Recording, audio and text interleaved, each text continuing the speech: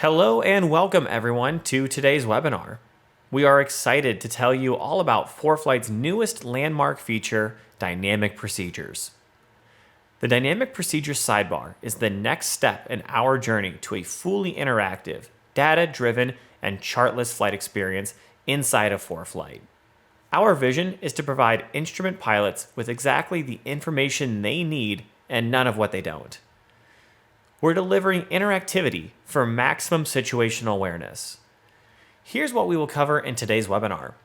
First, Cole is going to walk us through how and why ForeFlight built dynamic procedures and provide context around how instrument procedures have historically been created. We'll walk you through how to update to the latest version of ForeFlight Mobile through the App Store so you can follow along with our demo in real time. Thomas will provide an inside look on how to load an approach using dynamic procedures and how you can customize the approach for your aircraft minimums. And finally, we'll put everything we learned into action as Josh will demo flying an approach using dynamic procedures. Then we'll wrap up with a Q&A session with our presenters. Let's meet the team. I'm Keith Wagner, a member of the ForeFlight marketing team. I'm based in Seattle, Washington, and I have my private and instrument ratings, and I'm currently working on my commercial certificates. My name is Cole Crawford. I'm on ForeFlight's product management team, and I'm a commercial multi-engine, single-engine, and instrument-rated pilot.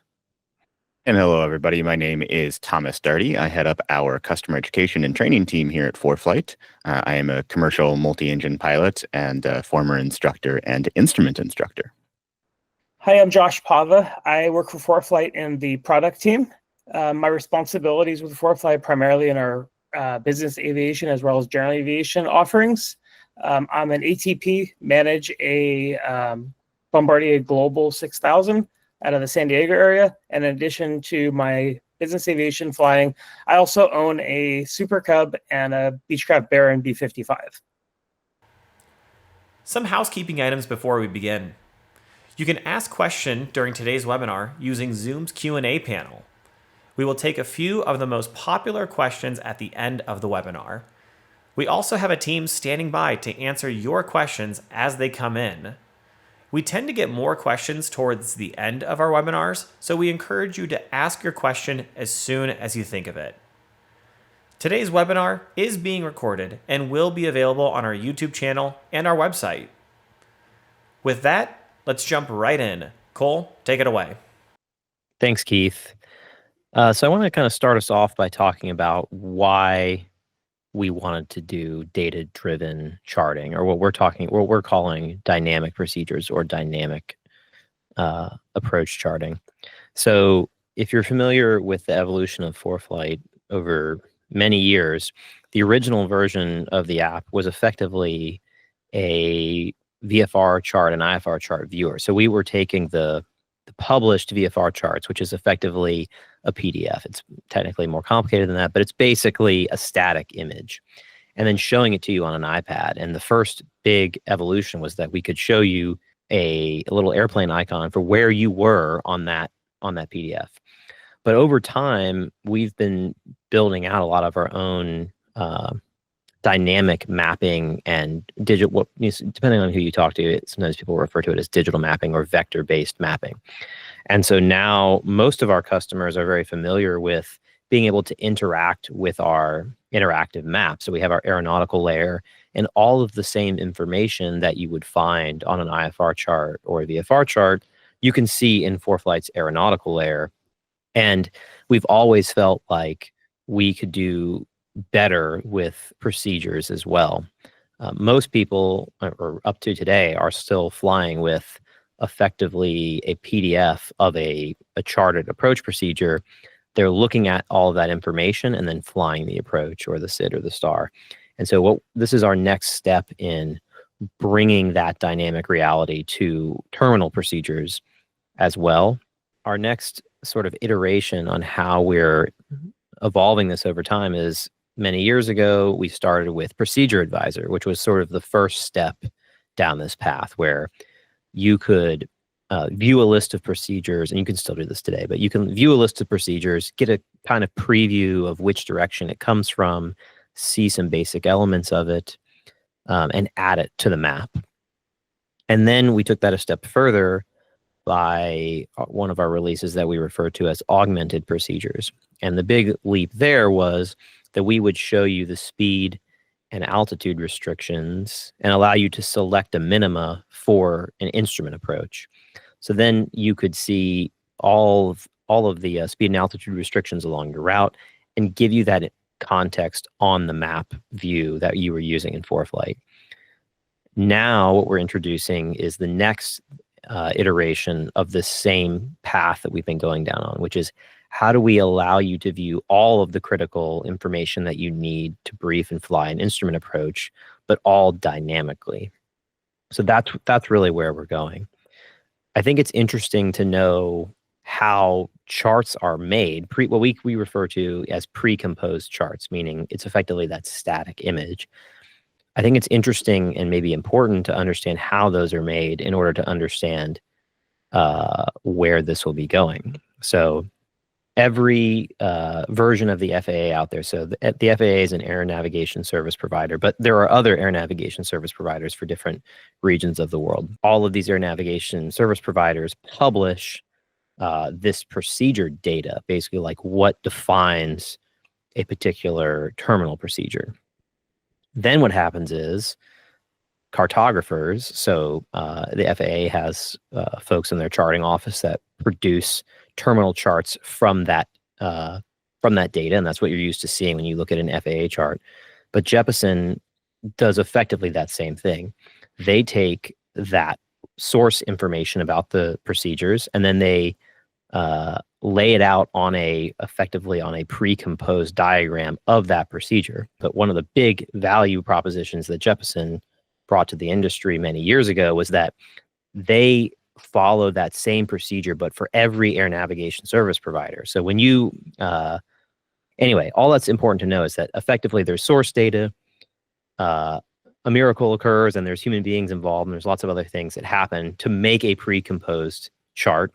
And then those charts are published to pilots around the world, and pilots have been flying on those pre-composed charts. What we're doing here and where this is all going is we can take that original input source data and figure out we can write software that effectively renders that source data at runtime. The other big thing is that there's a lot of things in the world of aviation that are sort of a result of the constraints at the time something was created. And terminal charts, specifically pre-composed terminal charts, are a great example of that.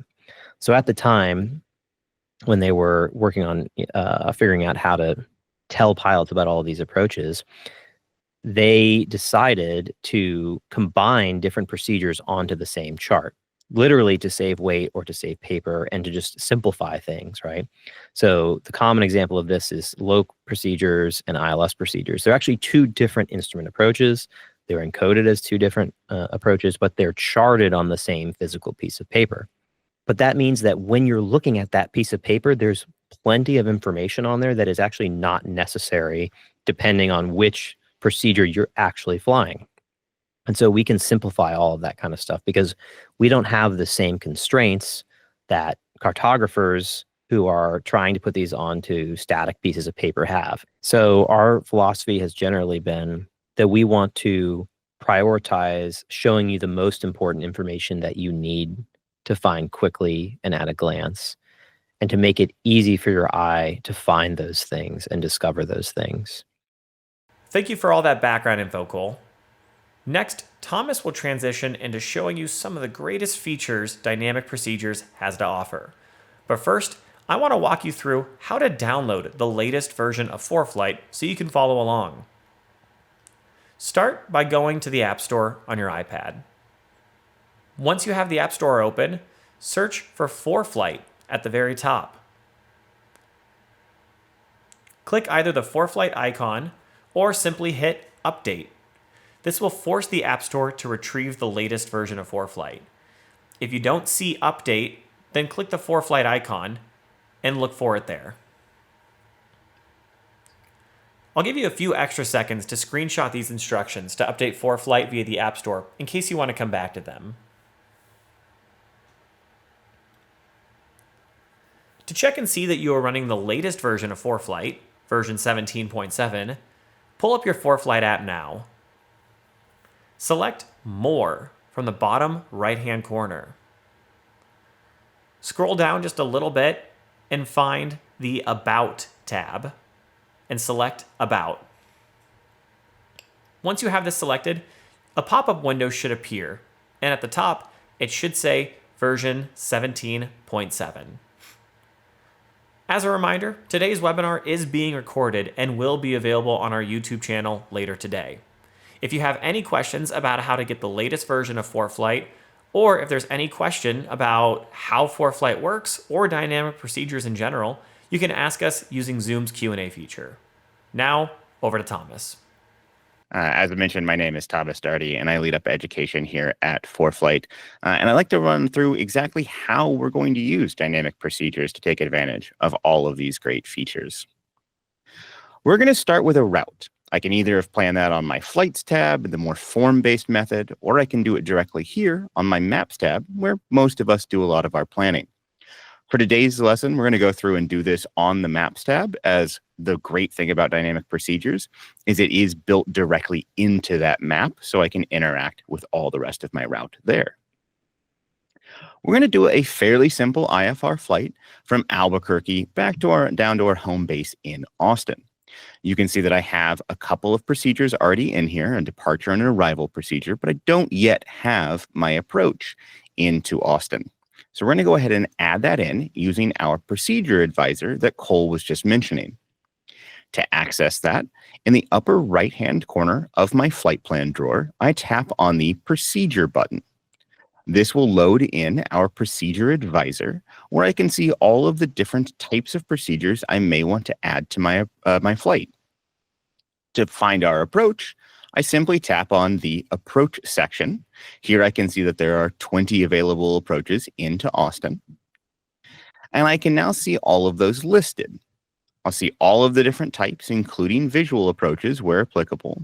And notice that I even have a best wind flag on those approaches that have favorable winds. As long as we have up-to-date weather information, say from a Sentry bringing in ADS-B weather, or I've packed for that flight and have still current weather, I'll see that best wind flag.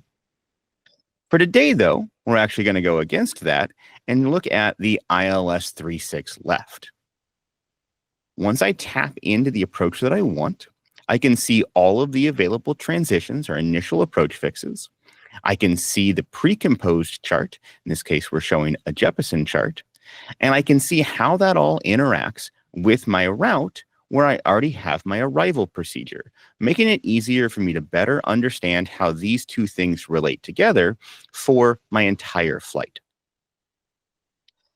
The initial approach fix I want to use today is Lamas, so I'm going to go ahead and tap on that. I have additional data that shows me, lets me tell ForeFlight more about my type of aircraft and the type of equipment status available for this particular approach. If I tap into my aircraft category, I can see all of the different speeds listed here. And if I go into my equipment status field, I can see any available equipment on the field, like approach lighting systems or reels or rails, that may be out of service and therefore have an impact on my minimum. Once I select the status of the flight, I can then see all of the different types of approaches and select which one makes the most sense for us today. Here I only have the ILS shown, so that's the approach that I would select. I may see different options depending on the type of approach. Here we're looking at a different approach in RNAV into Crookston, Minnesota, where I see a number of different options. I may want to go from something like an LPV or an LNAV all the way down to my circling mins. And notice that because this approach may have non-local altimeter settings, I even have options for each of those. I can see what the impact on my mins for each type of approach would be, making it much easier for me to understand each of these options without needing to do any additional math onto the pre-composed chart's minimums. Back to our ILS, I also have the ability to set custom mins as needed. I may want to do this for something like personal mins or company policy as I need to, but it's very easy for me to put in the specific custom mins that I want. And I even get a little flag at the bottom there giving me an approximate AGL altitude so I understand exactly where we are at that height. Regardless of what type of mins I select, I'm also going to see the calculated minimums depicted on the map as part of my route icons, making it very easy for me to see that and remember it because we've highlighted it in magenta and I don't need to go look somewhere else on a chart to try and find it. Once I have everything set up correctly, all I need to do is tap Add to Route, and I'll exit the Procedure Advisor and load this back onto the Maps page. That same information is now depicted here as part of my flight plan back on the map.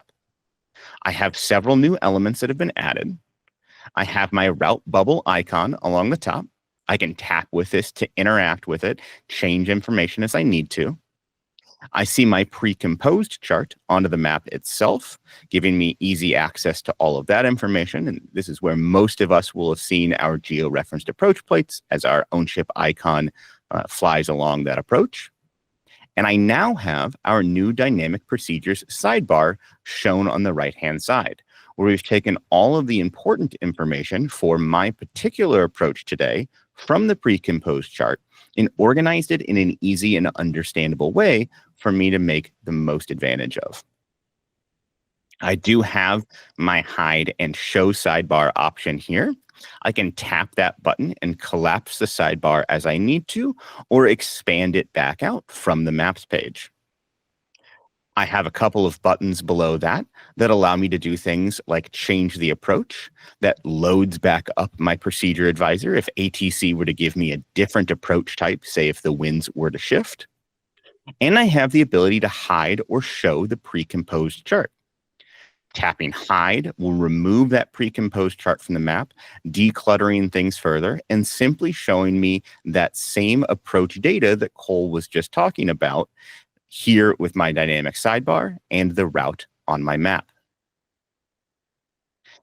As we go through and look at all of the information on that sidebar, we're taking the same great human factors research that Jeppesen has done in the creation of the pre-composed charts and organizing that same data now just in a slightly different format. All of the things that I would look for here onto my pre-composed chart are available in the dynamic sidebar. Along the very top here, I have my header section showing me what type of approach I'm flying into what airport, so I make sure that everyone in the cockpit is on the same page. I show my final approach course information, my touchdown zone information here that I would normally find along the briefing strip. I see all of my communications information here. I can scroll through to find additional info as necessary. I have a notes section that's pared down to show me the information that is most impactful for my particular approach today. I have a route section that highlights through the plan view. So not only do I have this information depicted onto the map as part of my entire route, but I get that broken down into a sequential order, making it easier for me to understand exactly where we're going to be flying. As part of that, not only do I get course and distance information, but I also have all of the altitude information that I would normally find in the profile view depicted off on the right-hand side. Down near the very bottom, I have my calculated mins once again shown and highlighted in magenta, making it easier for me to understand what altitude I need to make my decision at, as well as any visibility limitations that I might have. Down at the very bottom, I have my missed approach instructions written out in text, making it easy for me to understand. I have my MSA information depicted onto the map as an orange circle with different segments and altitudes. And I particularly want to point out this approach and how the MSA is so much clearer with something like our dynamic procedures as opposed to the pre-composed chart. The ILS 36 into Austin uses the Syntex VOR, which is further up to the northeast as its nav aid for the MSA. On the pre-composed chart, it's not immediately clear how much of the approach is covered by that MSA and what sections of it are not. But because we've taken that information and depicted it very clearly on the map, I can see that my initial approach fix is not actually within the MSA circle, and that situational awareness could be very useful in an emergency situation. As Cole mentioned, we also have our 3D view, which gives me information about what my approach lights or short final will look like as I break out from the clouds and get ready to land. I can tap on this particular image here. So I can tap on that 3D view and expand that out to our regular 3D view that I have in our premium plans. Inside of our 3D view, I have my day-night selector that allows me to move from a day view to a night view with all of my approach lightings or PAPI and VASI shown and animated. And I also have layer options that allow me to turn on things like obstacles and traffic that give me a better understanding of what the local procedures and hazards are as I get ready to brief and look at this approach. I mentioned that in the route section, we have all of the altitudes listed out, but we can take that one step further and get more information about what the profile view of my approach will look like by using ForeFlight's profile view along my flight plan drawer. By tapping on Profile in the bottom right-hand corner of my flight plan drawer, I can see all of the altitudes, terrain, obstacles, and airspace that I have along my entire route. And I now have a new approach button along the top there that allows me to focus in on just the altitudes for the waypoints that are part of my approach. As I go through, I see several different pieces of information. I see my terrain shown underneath. I see all of my waypoints for my approach in order, and I see the altitudes for each of those. I also get an understanding of how far the distance is between each of these waypoints, making it much easier for me to interpret what my performance settings will need to be to make sure I hit any altitudes in a non-precision approach as I cross each of those waypoints. Noted here that I do show a descent line as I go through my profile view, and that is shown at 500 feet per nautical mile, giving me a better understanding of what performance my aircraft will need as we fly down the approach. I also have my glide slope indication so that I understand where I'm going to be intercepting that glide slope or where that may meet up with different waypoints along my approach. And I see my touchdown, my threshold crossing height, and my touchdown zone elevation shown in the upper right-hand corner, very similar to what I would see on my profile view of my pre-composed chart. As we go through and fly this approach, I'm going to see depictions of my aircraft like I'm used to in ForeFlight, both in profile and in the new dynamic procedures view, that I can understand exactly where we are and what our progress is along this flight. Here we can see that I've crossed over my initial approach fix as I head to my intermediate fixed bird. My altitude, I'm just above what I need for a non-precision approach where we'd be flying that, or I'm just below glide slope if I was looking to intercept that on the ILS. As I proceed closer into the airport, I can continue to zoom in and see my progress and notice that my airport diagram, as part of my ForeFlight aeronautical map, automatically starts to show as we continue that zoom, making the information about what the airport environment will look like easier for me to access and interpret. If I have to go missed, remember that my missed approach instructions are along the bottom of my sidebar along the right that I can easily scroll down to and interpret as I get closer to my DA. Any of my functions here are shown in this, making it very easy for me to understand and brief this approach both beforehand and in flight. As we look at a more simple ILS like this, it's very clear to see why we've laid things out the way that we have. I want to look at a couple of different approaches and just show some examples of different ways we've depicted things using dynamic procedures before we hand it off to Josh to talk about how he flies with things. Here we're showing an arc to an ILS into Fargo. One of the things that I like about this approach is that the VOR is offset from the airport, and it is a rather short arc at 7 DME. This is a classic case of folks having to turn very tightly onto the arc and then tightly back onto the ILS localizer course. And we've shown that clearly here exactly what altitudes I need it to be at and how short that arc actually is. This makes it a lot easier to understand how tight that right turn is onto the arc.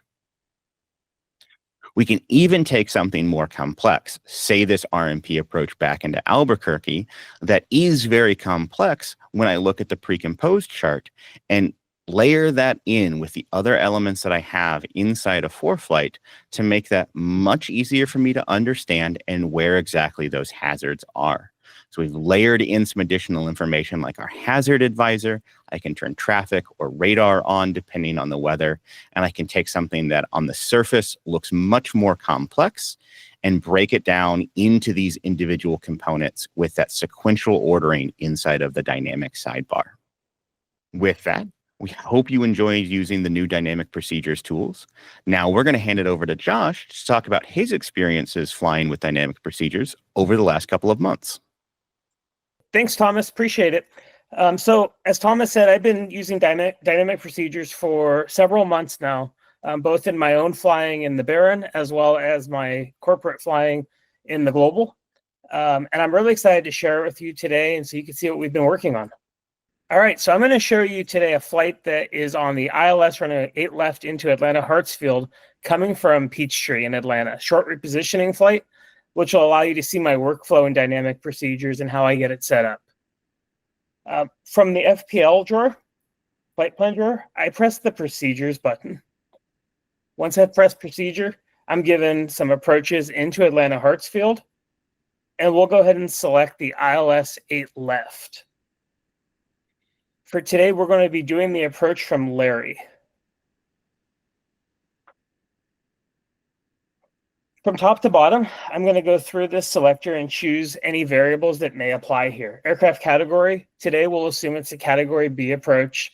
Equipment status, today it's full, but if there's some other equipment that was out, for example, by NOTAM, we can choose that by ALS out, CL out, TDZ out, and we can see what that means, of course. So for unsure, approach lighting system out, we could just select it. And that, if need be, that will also change any of the criteria for the approach. Maybe it's notes, maybe it's minimums, could be something else.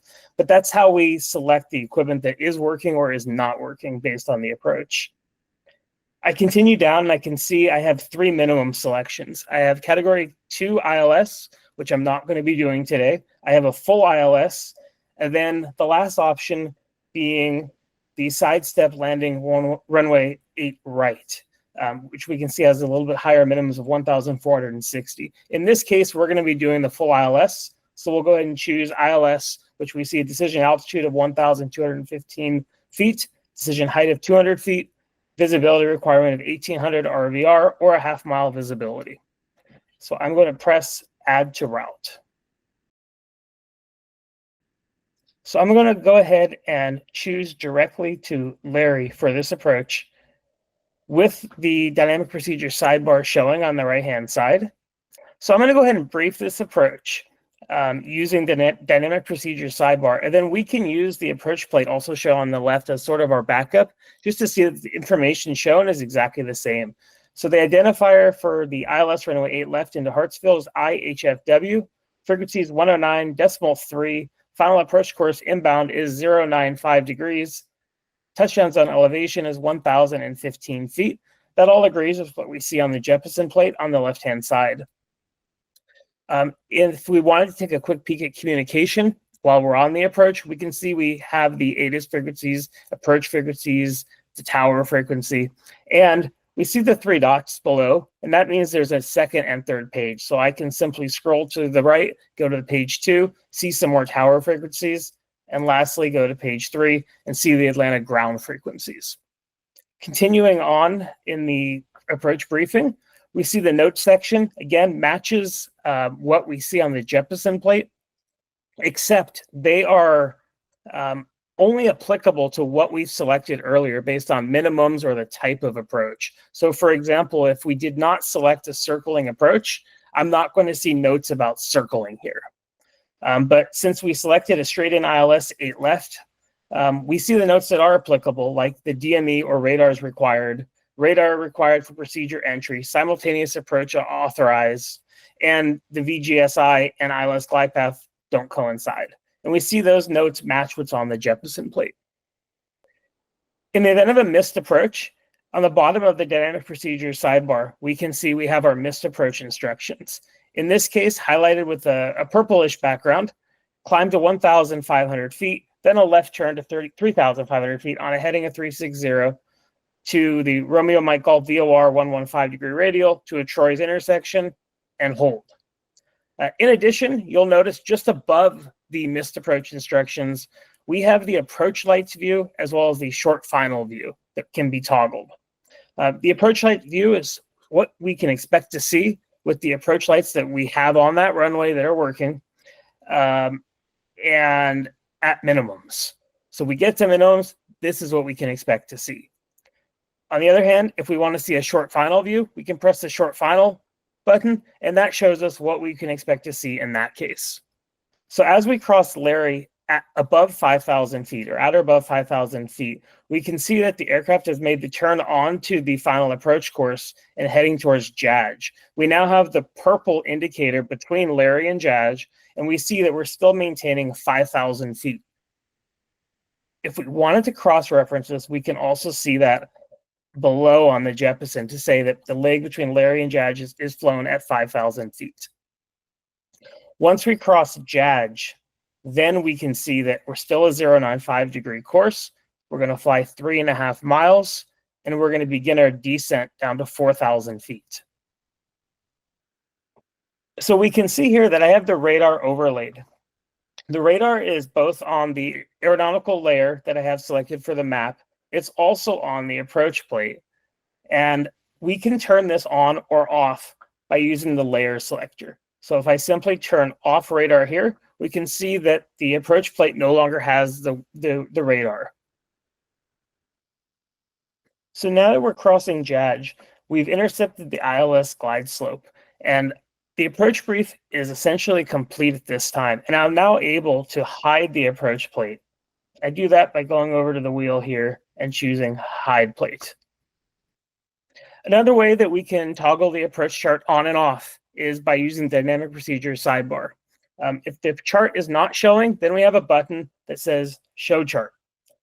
If we press that button, the chart is automatically shown for us onto the map. Once I looked at the information that I need from the chart, if I'm no longer interested in viewing the chart, I simply press hide chart, which again is the same button that used to say show chart. Now I'm able to see on my map the altitudes that each fix is to be crossed at. And as well, I can see on the right-hand side, the same color scheme, same altitudes, showing that after JAJ, I'm going down to Bazaar at 4,000 feet. As we begin our descent, if I have some concern about terrain or obstacles in the area, I can use the ForeFlight Hazard Advisor to see what's around me. So we can see we've now have a slider on the right side to choose our altitude. We can say auto, or I can go into manual mode and see the different terrain or obstacles that may be in the area. So the lower altitude that I go, of course, in the Atlanta area, I'm starting to come across both obstacles and maybe a few hills. After a few seconds, we go back to auto mode, and now we're using GPS altitude to decide what obstacles we'd like to show. Now that we've crossed Bazaar, we can see that we are still maintaining a 095 degree course for 4.4 miles. We're on the descent to 2,900 at Shell, which we're going to cross exactly at 2,900. I can zoom in on the plate, and I can move it to a level that is allowing me to see the intersection I'm approaching. While we have a moment here, while we brief the minimums, we can also see, as I follow on the dynamic procedure sidebar, As we approach the runway, we are showing our minimums. So I know that after shell, when I descend to the decision altitude, it's 1,215 feet, and the visibility requirement is 1,800 RVR or a half-mile visibility. All right, as we begin our very final approach course from shell to the runway, we're going to open up the profile view, which is done by pressing the FPL button and choosing profile. And then there's two selections here. We have the actual flight and then the approach. And we'll go ahead and choose the approach. So we can see in the profile view that this has our altitudes at each intersection. So just as we briefed, Larry at 5,000, Judge at 5,000, Bazaar at 4,000, Shell at 2,900, then we descend on the 3-degree glide slope to our minimums of 1,215 feet. DA. The aircraft follows along right on that profile, so we're able to see, are we above, are we below, or are we on the profile from this view. Very handy for at a glance, being able to see where the profile is, how it descends, and be able to just get information very quickly. So as you can see, we have information at least in two solid places with the approach plate not showing. Profile view as well as dynamic procedures sidebar view. So on the approach plate, we can see here, or actually, on the final approach course, we can see here towards the runway 8 left. The profile view is showing me I'm going to cross the threshold at 50 feet. Touchdown zone elevation is 1,015 feet. And as we land, once we slow to a taxi speed, the approach plate for the airport diagram is automatically going to show. And we have successfully completed our first approach with dynamic procedures into Atlanta Hartsfield. So now that we've completed our ILS into Atlanta, we're going to hop across the country so I can show you how ForeFlight Mobile shows you circling approaches when completed within the dynamic procedures sidebar. So we're heading over to Jefferson County Airport in Washington. We're going to be doing the RNAV approach, or RNAV Alpha approach. We'll go ahead and choose vectors to final. Aircraft category will be category B, and circling minimums have been selected. 980 feet MDA, 1.25 mile visibility. We'll go ahead and press add to route. And now that we've added to the route, we can see that around the airport, within the perimeter of the runways, our circling protected area or protected airspace is shown. So I know that as long as when I'm referencing the map, if I stay within that protected area, that I am safe in the circle. Had I chosen a different category, for example, category C or category A, I would notice that the protected airspace shown on the map varies based on the category that I've selected.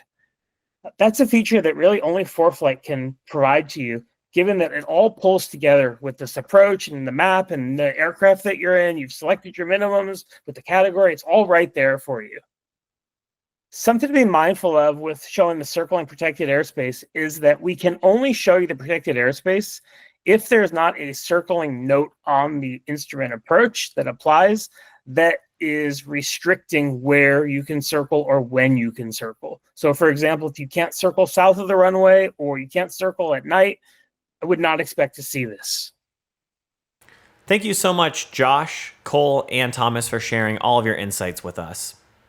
Next, we're going to transition into Q&A. On screen are a few resources that you can always look at to get more information about ForeFlight and dynamic procedures.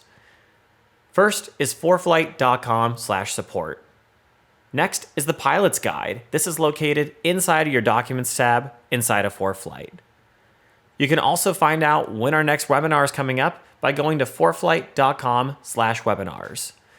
And finally, if you have any other questions, you can contact us at team@foreflight.com.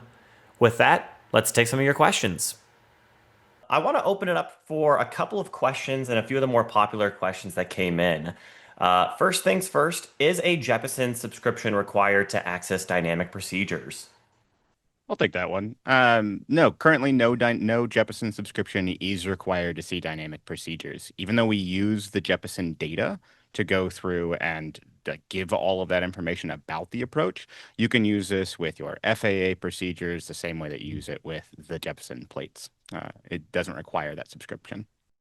Thanks for clarifying that. The other one that we get, the other question, and we're really excited to actually get this question because it shows just how impactful we know dynamic procedures is going to be for instrument flying. Will dynamic procedures be showing SIDS and stars?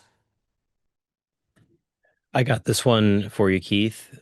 That's a great question. Yeah, we're excited that lots of people are asking about that. As of today, in version 17.7, we are not supporting SIDS and stars in the dynamic procedures sidebar. Um, but as you can imagine, we've obviously considered that and have thought a lot about it. And, um, it's something that we are excited to do in the future, but we don't have any timeline that we're publicly sharing yet about when that will be. Thanks for that info, Cole. Currently, what regions does dynamic procedures what is it open to? Yeah. So right now we just have this available in the US as we go through, but we're always looking to expand out to additional markets. So as we continue to work on this, we'll work on additional geographies. This also works in Canada. Cole is flagging me here real quick, and Canada. And this does also work for our military flight bag users as well. So it won't work for the DoD procedures right now, but it will work in the military flight bag for those FAA procedures that we have. Thanks for clarifying that as well. A lot of folks wrote in because they're either on a business account or a flight school group type account, and they might not be seeing this dynamic procedures today. So I was curious if you can shed some light on some of the permissions that they might need to work on with their admins to enable the dynamic procedure sidebar. Yeah, I can take this one, Keith. So for business accounts, it is disabled by default. The administrator for a business account can enable it for all of the users on their account by going to ForeFlight Web, and when they go to their organization, um, there's a little flag that says dynamic procedures enable, and you flip that toggle, and so long as you meet the rest of the requirements, all of the pilots on that business account will have access to it. Excellent. Thanks, Cole. A few people have written saying that they're not seeing the minimums. Thomas, I was wondering if you can give us a little bit more insight as to why minimums might not be appearing. Yeah, if you were not seeing that, it's because you need to select that while you're still in your procedure advisor. So that when we had our flight plan drawer open in the upper right-hand corner where we saw the procedures option, that's what brings us into all of our SIDs and stars and approaches. Once I've selected an approach in there, I need to tell ForeFlight what type of approach I'm trying to fly. So on like an RNAV, that might be the LPV or the LNAV. Once I've selected the type of approach, that will give me minimums options in there. So that's what will give me the magenta minimums options. If you're not selecting what type of approach you're doing like that, and just hitting add to route, you won't see those minimums. You'll just see like your plate or the rest of your path come up.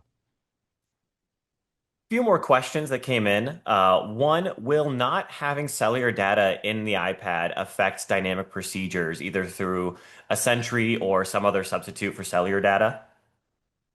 Yeah, Keith, I can grab that one. So, cellular data is not required for this feature. So, as long as you have your databases downloaded and current, you will be able to use digital, dynamic procedures without any need for connectivity outside of that. Perfect. Thanks so much, Josh.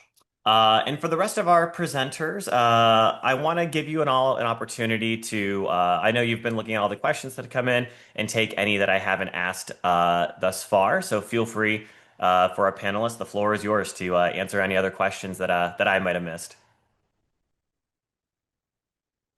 Cole, I have a question for you actually around panel connectivity. One of the great things that I can do inside of ForeFlight is connect my device to, say, my Garmin panel and push my flight plan to that. How does that change while I'm using something like dynamic procedures? Cole is telling me that that no longer his Zoom's not working for him right now. So it's not going to change anything. Is kind of the answer there. Like you're still going to be able to push your flight plan the same way you used to be able to push your flight plan into a connected panel or into another connected device. The representation will be different on ForeFlight if you use dynamic procedures, but it won't impact how that connection works in any way.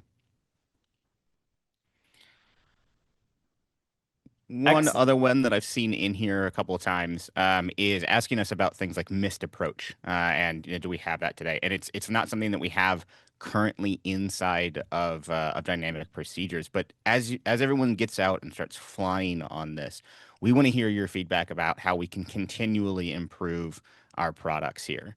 This is not the only release we'll have for dynamic procedures. So as always with ForeFlight, we're continually improving that. So as you get out and fly with it and you think of ways we can make this better, please write those in to team@foreflight.com, just like you would with any of your other feature requests. And we take all of those seriously. We read all of them and we make sure that we incorporate those into our roadmap plans.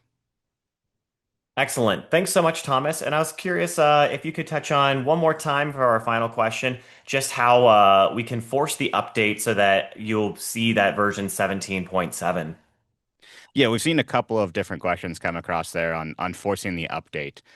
So for one, make sure that you're on the latest iOS version that your device supports. As long as you've got a reasonably new device in the last several years, you'll be able to get onto the latest iOS version. I do that by going to my iOS settings, so not inside of ForeFlight, but my main device settings on my iPad or my iPhone, and going to General and Software Update to make sure that I'm on that latest version of iOS. We often see folks are maybe a couple years behind on that, and that's what's blocking them from getting a newer app update. Once you've done that, you can then go into the App Store. In the upper right-hand corner of the App Store, you should see a little avatar icon of either your name or your face, whatever you've added into your iCloud profile. Tapping on that, and a little modal will pop up. You can then pull down in that modal. So that modal is scrollable. If you kind of pull down in that scroll, it will refresh all of the app versions and look for new updated versions of the applications. And that should cause you to see that new version of ForeFlight. You can then see you'll probably have a bunch of other versions of the app of other apps as well. You can go through and find ForeFlight and update to that latest one. And again, the version you're looking for here is 17.7. You may find 17.7.4 in there, but at least 17.7 will give you the correct version with dynamic procedures. So give that a try. If you continue to run into any issues with it, again, please contact that pilot support team you see on the screen here at team@ForeFlight, and they can help walk you through that. Excellent. Thank you so much, Thomas. And thank you, Cole and Josh. And I want to also thank the ForeFlight staff that has been working behind the scenes to answer as many questions as we can that came in during the webinar. As a reminder, today's webinar has been recorded and it will be available later today on our YouTube channel and our website, foreflight.com/webinars. With that, we've enjoyed bringing you this presentation about dynamic procedures. We love showing it off here. We also love showing it off 2 weeks ago, a week ago at Oshkosh as well. So thank you so much again for everyone for joining today, and safe and happy flying.